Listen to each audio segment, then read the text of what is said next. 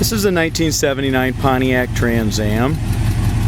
It came from the factory with a 301 V8 engine, and that's exactly what it has in it today. I'm not sure if it's the original engine, but it is a 301 engine, so I'm assuming it is. It's got power steering, power brakes, was a factory air car.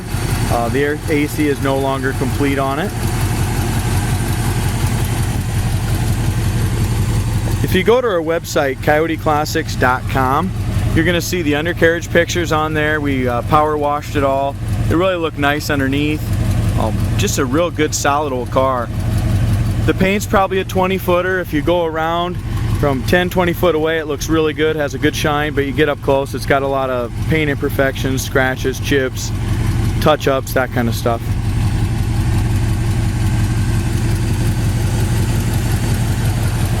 Bottom side of the hood is all original. That's never been painted or messed with that I can tell here. Still has that original rubber. This is just a nice driver quality, real deal Trans Am with T-tops. It does have the glass T-tops. I took them out. I took some pictures of it and took them out at the shop before I took it for a spin, so they seem to fit well and they look good.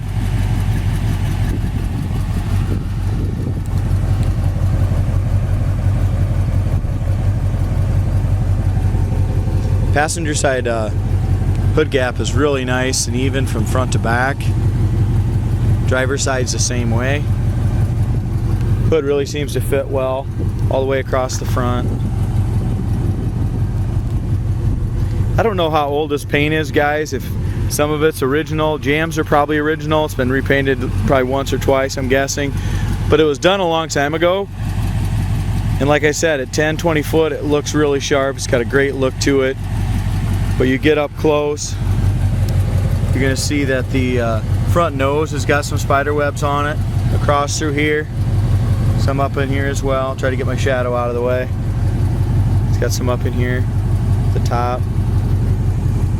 I won't be able to point out all the paint imperfections just because it's got a lot of little scratches and chips. The bird's older. You can tell the bird paint's starting to fade out a little bit here. You can see the white in the bird.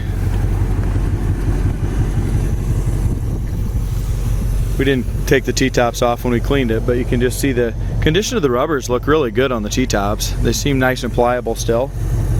It does have the dual mirrors. As we come around here to the front fender, this looks nice and really fits the body pretty well. There's a little tiny gap here, but not bad at all. A lot of these really warped. That looks good. Tire tread looks good on it. Got a couple paint chips here in the stripe, but we're gonna get down here to the lower fender. I don't see any blisters or bubbles anywhere. Nice solid metal, it sounds like. Rocker panel looks nice. Got some chips and some touch-ups on that. Does have the body side molding still. Here's a problem area for these Trans Ams in this dogleg area, and this to me looks really good. I don't see any rust or any holes or anything like that there. That looks good. This fits pretty nice and tight here as well. Back tires are good. Over our wheel wells, the wheel well feels really nice in it. Even behind the rear wheel, as I'm getting back in here, that looks nice and feels good. Really feels original back in here too.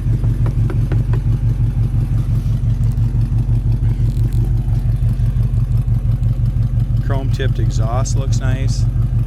We got touch-ups. There's some stuff I was telling you about. So it's got a little paint touch-up here and some little scratches. But the quarter panel looks very nice and straight. Body looks nice and straight on it. You can tell on the bottom of the door below the body line did not get wet sanded and buffed as good. You got a little haze there.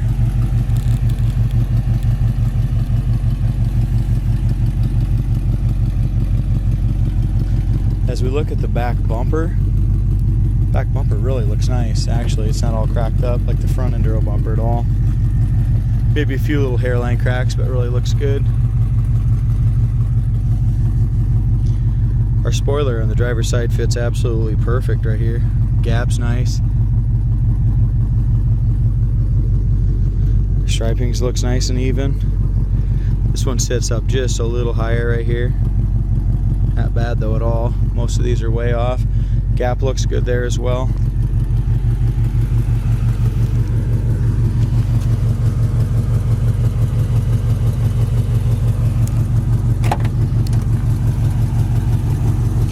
As we come into the door jamb paint, I'm guessing could be original. It's hard to say, but it's definitely not as nice as the outside.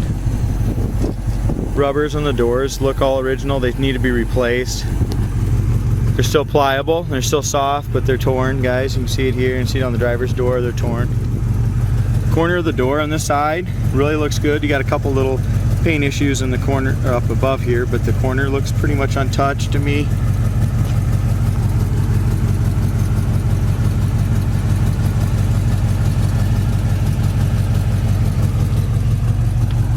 Door panel's original, armrest, base is good. You can just tell the wear and stuff on the lock assembly. That's kind of, the old chrome is just kind of gone on that. Somebody did install speakers in the front door panels. Rubbers here, original as well. Seats and stuff also could be original. I'm not 100% sure on that. They look like they are. As far as the padding and stuff on the passenger side seat, all looks good. This seat belt holder right here, I tried to get this in. It's just wore out a little bit. That clips in there. Looks like it might be it's cracked right here. So you guys are going to need a new one of those. It's got the factory GM seat belts in the back.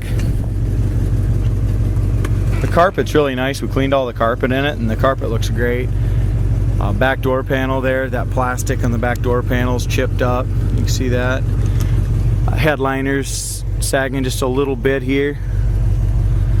Back shelf shows some wear. Back seat really looks nice. Top and bottom, that all looks real good. Here's what I'm talking about. Just on these plastic pieces, you can see they've been re-dyed and they're just chipping.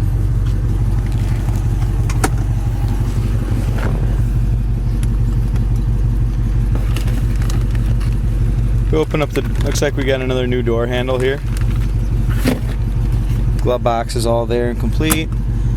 Dash pad looks good. You do have a couple hairline cracks right here, but they're very hard to see, so they don't jump out at you. There's two there. Other than that, the rest of the pad looks really good. It's got a Kenwood CD player, original steering wheel, factory console, shifter.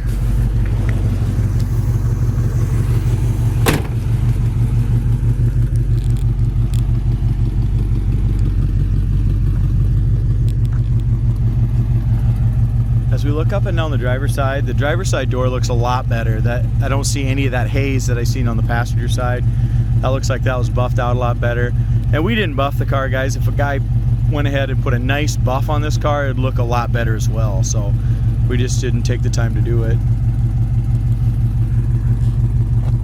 Lower quarter panel looks really nice. I don't see any blisters or bubbles, anything over the wheel well.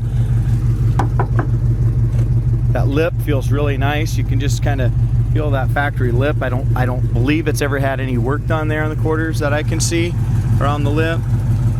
There's that dog leg. Rocker panel looks good. Lower fender looks good.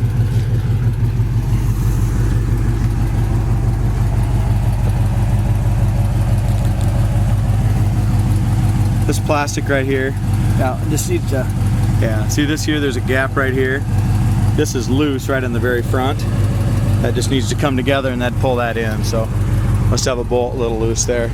Front fender here, you can see that it had just a ding right here. And it's kind of touched up. It's not the best. Lower fenders all seem solid.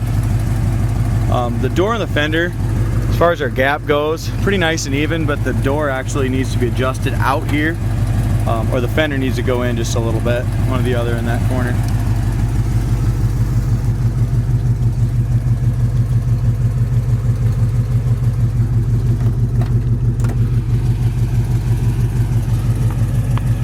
This door here, you can just see that factory factory seam sealer stuff is peeling out here, but the door is not all thick with mud or nothing like that.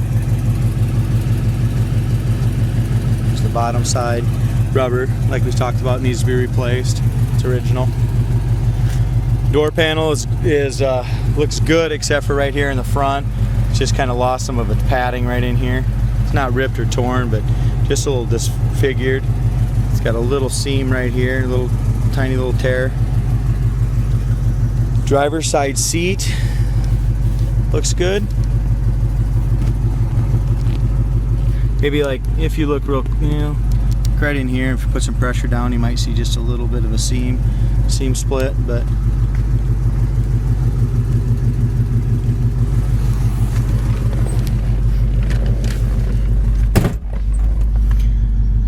alright, factory clock works, factory tachometer does not. Oil pressure gauge works. Not sure on the temp on the temp gauge yet. It hasn't came up, so I'm guessing that's not working. Fuel gauge seems to work. Volt gauge works, it's charging. Wipers work. Horn does not work. Heater fan works. We got a nice Kenwood CD player. Looks nice in there. I heard JP said front speakers are hooked up. It's got a remote in here for it too. Kenwood remote. Really nice looking dash. So if we're looking at the instrument compartment, you got a little yellowed and stuff here, a little bit around the edges on that trim, but dash pad looks good. Padding around here looks good. Just a really nice looking car. Like I said, it's a driver, 20-footer. The only thing I really had to order for it, I ordered a new shift cable for it. The shift cable's a little tight going into drive, so I did order a new shift cable. Speedometer looks like it bounces just a little bit. Probably needs to be lubed.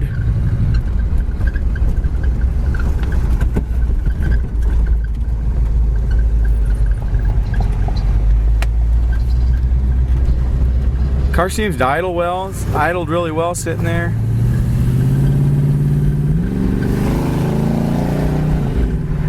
Our passing gear works also, the kickdown works. So just to go over a few things that aren't working right now, the horn's not working, tachometer ain't working, and I don't think the factory temp gauge is working. Other than that, all the rest of the gauges and stuff, heater, wipers are all working.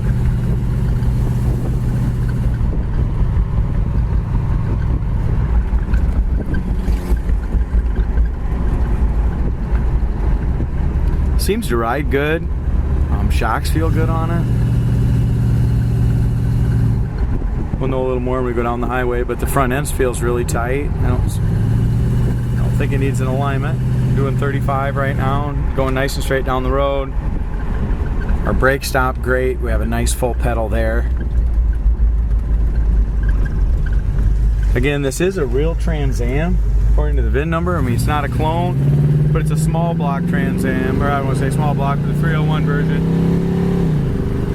Transmission shift's good.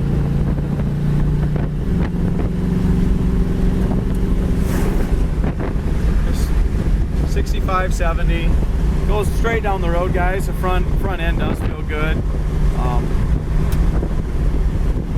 In my opinion, it definitely doesn't need an alignment. Gets right up to speed. It's not a big block 400 by any means, but gets you right up to speed and sounds good. Here's our brakes. There's no pull. Get a nice full pedal. I like it. It's a really nice driver condition Trans Am.